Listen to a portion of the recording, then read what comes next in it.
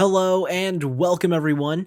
This is Type V3 with a Figma review of Motoko Kusanagi. Produced by Max Factory, this is their figure rendition of the commanding cyborg major as she's seen in the anime series Ghost in the Shell Standalone Complex. Curiously, despite being the first Figma Motoko, this release is actually based on an outfit that the Major wore in the second season of S.A.C. Regardless of decision, the toy looks great. I think a lot of the visual strengths lie in the clean silhouette and the appropriately feminine proportions. She's got an authoritative, natural stance, and I especially love how the jacket gives the illusion of properly squared off shoulders. It also helps that the character is fully clothed, negating the appearance of awkward joint placements found in more skin-bearing figures. Sculpted detail is minimal, yet there's still enough to keep things interesting. The wrinkles on her hips give her pants that semi-worn-in vibe, and I like how the belt was raised for a slightly layered look. Paint and general coloring are on point with this Figma, and there's a nice blend of matte and glossy finishes too. While no elaborate painting techniques have been used here, I am happy to see that everything was applied crisply.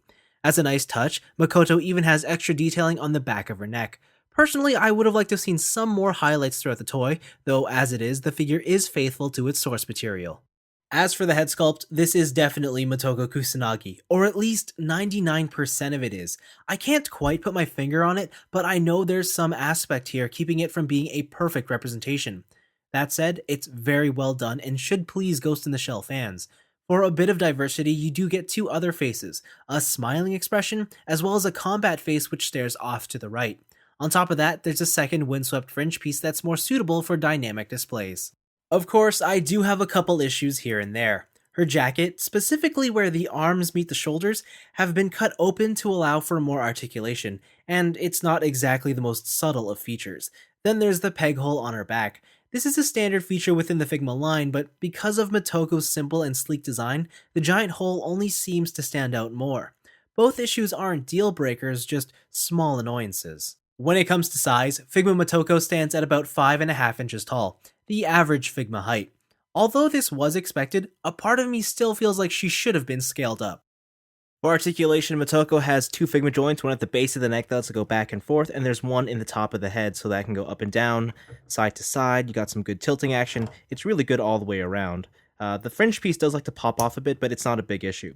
The upper torso does have a Figma joint right there, so you can move it side to side. You can get it to go back and forth, and tilt it side a little bit as well. And it's the same story with the waist. In fact, you can really roll this waist in any direction, and it's really good for very sassy-like poses that you want to put Motoko in, and I really appreciate that level of articulation there. Motoko's arms are fairly basic. You do have a Figma joint at the shoulder, so there is a ball inside the torso and one inside the shoulder here. For the most part, it lets you get all the articulation and range you want. The big issue is trying to get the arms to come across the chest, and it's just not going to happen. Unfortunately, there's just not enough room to get the arm to go all the way across, and that's a big issue. This could have been solved by telescopic shoulders like we've seen on other Figmas, but unfortunately Motoko doesn't have that feature. Single joint at the elbow, pretty decent, and then of course a Figma joint for the wrist. Motoko's hips follow the same basic Figma setup that we're used to. It's basically a barbell joint, so a ball joint here, a ball joint here, and they're connected by a single bar, which means that they can rock back and forth together. This sort of crotch piece is a soft, flexible plastic which can move slightly up and down on its own so that when you move the legs forward, it adjusts to get you more range, and it works in every direction, and there's really no impediments, even going backwards. The only problem is it does look a bit odd there. You do have a single joint at the knee, pretty decent in its range, and then of course you have a swivel at the top of the boot. There's a Figma joint at the ankle, lets you go down, up, side to side, a little bit of tilting, and then of course a toe joint to finish it all off. For the most part, articulation is great on Figma Motoko Kusanagi. My one complaint would be with her shoulders. I just wish they had more range of motion. Outside of that, she can hit every pose I'd want her to. For accessories, we'll start with the standard Figma inclusions. You get a display stand, an accessory bag, and basic hand options. There's fists, open palms, and a generic pair of gripping hands that's compatible with other Figma accessories. From here, there's two more pairs of gripping hands, only these are specialized for the two included weapons. First up is Motoko's handgun, the Saburo M5. It's basic in appearance at best. It can only be held in the figure's right hand, while the left hand is shaped in a way to cup underneath the gun's grip. However, because of the figure's limited shoulder range, getting a convincing double-handed pose is tough. You're better off with one-armed shots.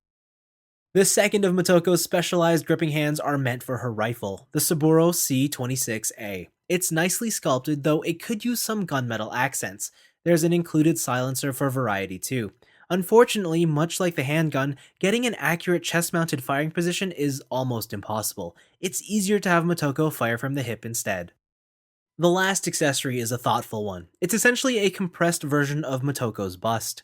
It swaps out via a simple peg connection, and in concept should allow for increased arm articulation around her chest. In practice, however, the gains are minimal, if not negligible altogether. You'll still have issues getting double arm poses to look natural. If anything, this accessory is far more for aesthetic purposes rather than actual functionality. Motoko Kusanagi proves to be yet another solid entry into Max Factory's Figma series, as well as a nice figure rendition of the character for Ghost in the Shell fans. It generally hits all the high marks you can want from a toy in this category. It looks great for a fully articulated action figure, and the basic costume design makes this a very playable toy too. Accessories may appear lacking at first, but the inclusions are no less than your average Figma release. Motoko does have one major problem with her limited shoulder range, still, I had no issues working around it. If anything, I'd say the only deterring factor deals with how you feel about the outfit choice. Personally, I've always been partial to Motoko's full combat uniform, yet this fully clothed casual option works well too. At the very least, I think it's better than Motoko's pantless outfit she's seen wearing during the first season of Standalone Complex. Outside of that, the figure's awesome. I'm positive that Ghost in the Shell fans will be satisfied with Figma Motoko Kusanagi, and I even encourage casual Figma collectors to seek out this release too. It's simple and straightforward, and honestly, that's what makes it so enjoyable. But that's all for me, and thanks for watching. Admittedly, I've only recently been introduced to the Ghost in the Shell series, and wow, I sure have been missing out. So even if this figure doesn't interest you, I do recommend checking out the anime. It's fantastic.